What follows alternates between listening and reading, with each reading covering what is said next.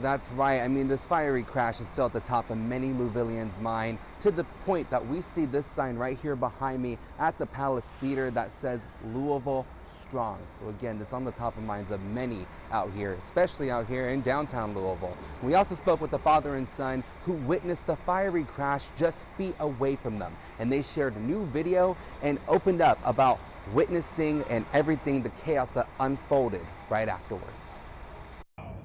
Whoa! A new angle we haven't seen until now. The terrifying explosion after a UPS cargo airplane crashes just feet away from Smith Chassis and Metalworks, a custom fabrication shop. It's just crazy how massive it was. Wyatt Smith began recording once he and his father, Brandon Smith, heard a big boom while working at their shop. Almost like an earthquake, shook the building, power went out, and as power went out, we went to the door, and that's when we saw the big explosion.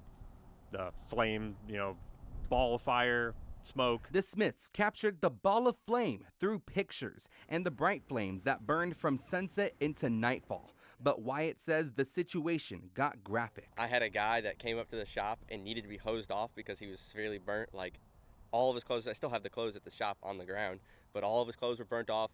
Within the first 24 hours since the airplane exploded, several routes that lead into the scene like Crittenden Drive or even Grade Lane remained closed to the public. But the Smiths were able to get back inside their shop earlier in the morning and shared several pictures of the devastating aftermath. So we were able to get in there, get some stuff. We kind of went down the street to kind of look and see as much as we could.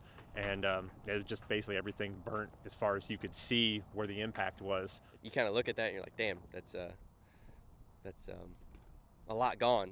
Those people are gone and you can't do anything about it. It was a close call for the Smiths, but they don't know when they can reopen shop. They're more focused on who will be held responsible. Well, I'd hope UPS would take care of everyone, that was affected by this, the businesses, the people, all the funeral costs and things like that. The Smiths told me that, of course, this has always been on the back of their minds since they're located just south of the airport. They just didn't think this would actually happen. And we're also learning that Teamsters Local 89, that's a union here in Louisville, they're planning on hosting a candlelit vigil for those who lost their lives or were injured during that impact during the explosion. That's going to be held tomorrow night at 5 o'clock at their union hall. Doug?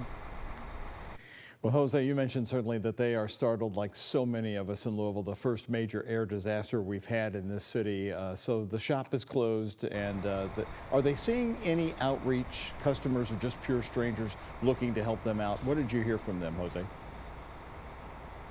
When I was talking with the Smiths, Doug, they haven't gotten any specific outreach from customers or anything like that yet, other than more from family, giving those or making those calls to them.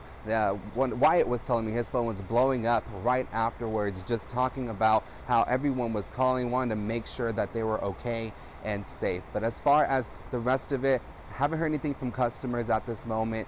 But as they do get to the cleanup and the aftermath, they are willing to let us follow them into there to see what exactly is going on. Reporting live in downtown Louisville, Jose Alonso, WHAS 11 Night Team on your side.